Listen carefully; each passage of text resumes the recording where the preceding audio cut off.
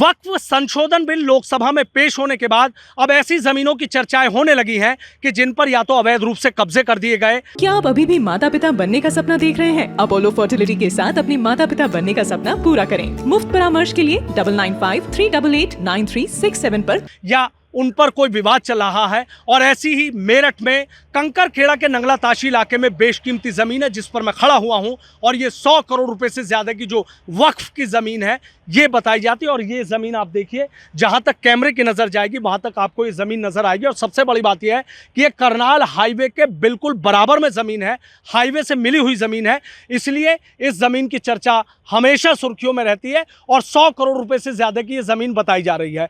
तमाम तरह के आरोप भी लग रहे हैं कि भूमाफिया उसे सेटिंग करके इस ज़मीन को बेच दिया गया, यहाँ पर कॉलोनी विकसित करने की तैयारी की जा रही थी। और जब मामला प्रशासन के पास पहुंचा तो प्रशासन ने यहाँ पर बुलडोज़र चलवा के जो निर्माण किया जा रहा था उस निर्माण को यहाँ पर रुकवा दिया। दूसरी तस्वीर और देखिए ये जो ज़मीन है बताया ये जा रहा है कि 4000 गज ज़मीन अब तक बेच दी गई है और करीब 11000 गज से ज़्यादा ज़मीन ये बेचने की तैयारी की जा रही है। अब इसमें दो पक्ष निकलकर सामने आ रहे हैं जिन दो पक्षों के बीच विवाद चल रहा है, आरोप प्रत्यारोप चल रहा है। एक जिया अब्बास पक्ष है और दूसरा बहादुर अब्बास पक्ष है। और दोनों के बीच जो विवाद है वो काफ़ी पुराना है, विवाद गहरा रहा है। जो बहादुर अब्बास पक्ष है उसका सीधा ये आरोप है कि भूमाफिया उसे सेटिंग करके ये वक्फ की ज़मीन बेच दी गई, कौड़ियों के दाम बेच दी गई। और यहाँ पर जो भूमाफिया हैं, कुछ बिल्डर्स हैं और कुछ सफ़ेद पोश हैं, उनका पूरा एक जो सिंडिकेट है वो चल रहा है। वो यहाँ पर कॉलोनी काटने की जो तैयारी है वो कर रहे हैं। अब जिया अब्बास पक्ष की अगर बात करें तो जिया अब्बास पक्ष का ये दावा है कि ये ज़मीन अलल औलाद ज़मीन है, उनके पुरखों की ज़मीन है, वो ये ज़मीन किसी को भी बेचे, किसी को क्या फ़र्क पड़ता है। जो 4000 गज ज़मीन है उसका बाकायदा उन्होंने बैनामा किया है, जो उसकी महत्वपूर्ण दस्तावेज़ लगते हैं वो महत्वपूर्ण दस्तावेज़ लिए गए, ऊपर से परमिशन भी ली गई और उसके बाद ये ज़मीन बेची गई और उसके बदले कहीं दूसरी जगह भी जो ज़मीन है वो ले ली गई है।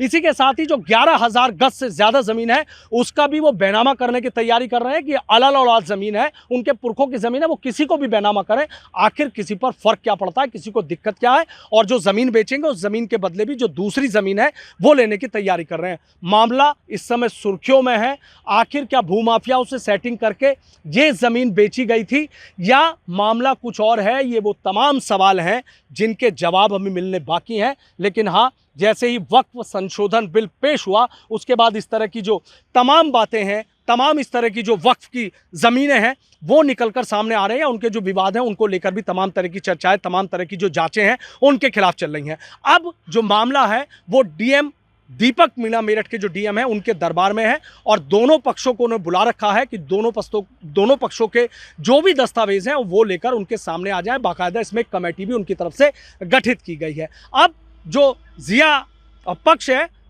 जो जिया अब्बास पक्ष है, उसका क्या दावा है इसकी भी जांच की जा रही है।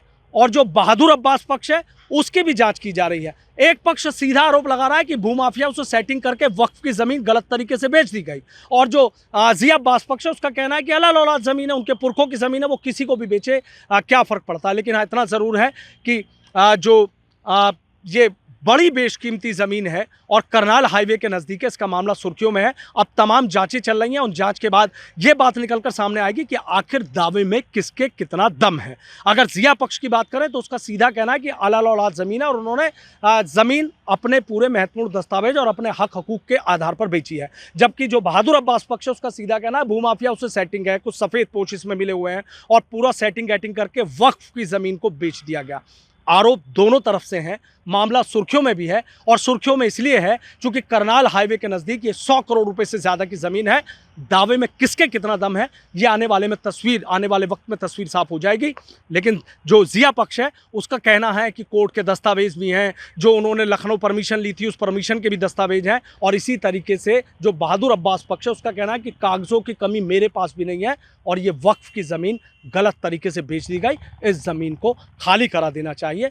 आरोप प्रत्यारोप दोनों तरफ से हैं और तस्वीर कुछ दिन बाद साफ होगी कि आखिर दावे में किसके कितना दम है, कौन सच बोल रहा है, कौन झूठ बोल रहा है। लेकिन हाँ, अगर ये वक्फ की ज़मीन है तो वाकई 100 करोड़ रुपए से ज़्यादा की ज़मीन आखिर किस तरीके से ये यहाँ पर कब्जा करने की तैयारी की जा रही थी, ये भी देखने वाली बात होगी।